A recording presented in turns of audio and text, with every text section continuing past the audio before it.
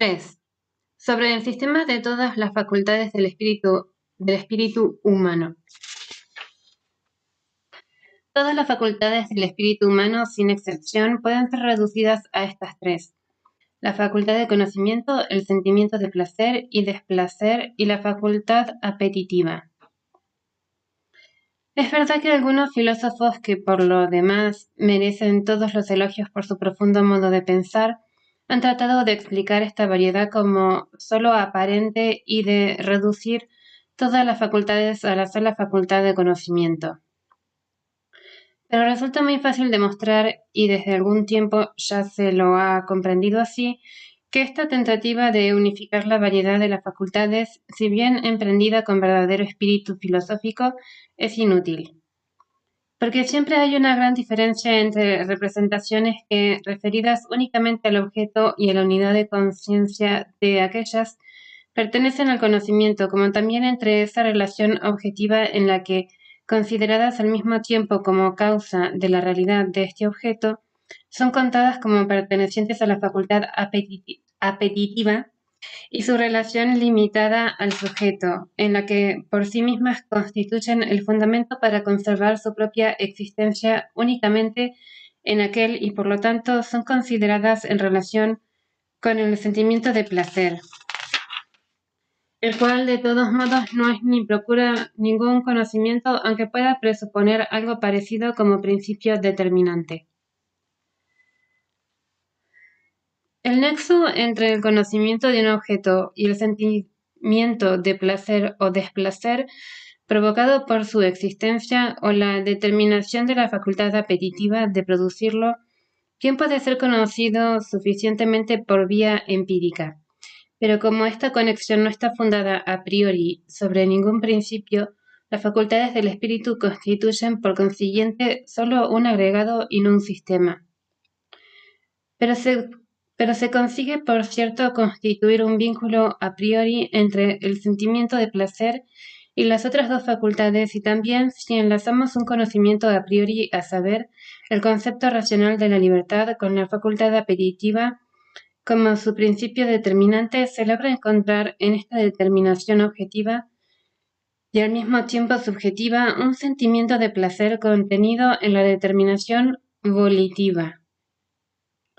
Más de este modo, la facultad de conocimiento no está relacionada con la facultad apetitiva por medio del placer o desplacer,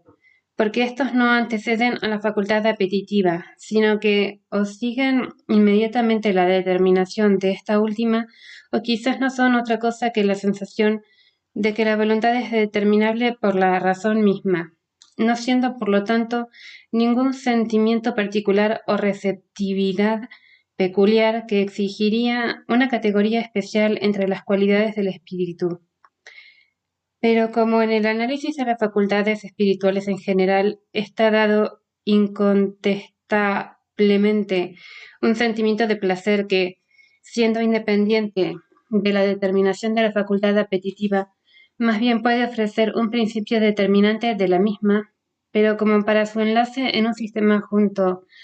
con las otras dos facultades es imprescindible que este sentimiento de placer, lo mismo que éstas, esté fundado no en principios meramente empíricos, sino también en principios a priori, se necesitará, por tanto, también para la idea de una filosofía como un sistema, en cuanto ella no esté fundada empíricamente, si bien no una doctrina, sino sí una crítica del sentimiento de placer o desplacer.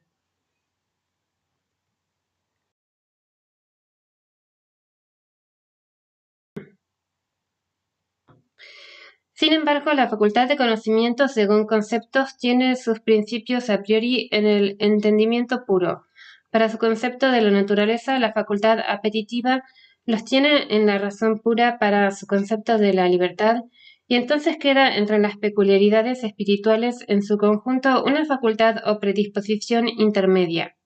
a saber, el sentimiento de placer o desplacer.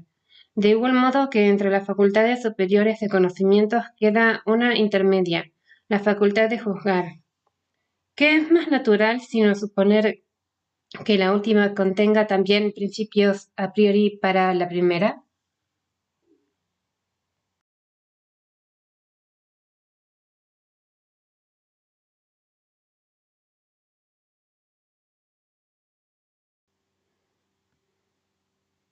Sin establecer aún nada sobre la posibilidad de este enlace, no se puede, sin embargo, desconocer aquí que la facultad de juzgar es de alguna manera apropiada para servir al sentimiento de placer como principio determinante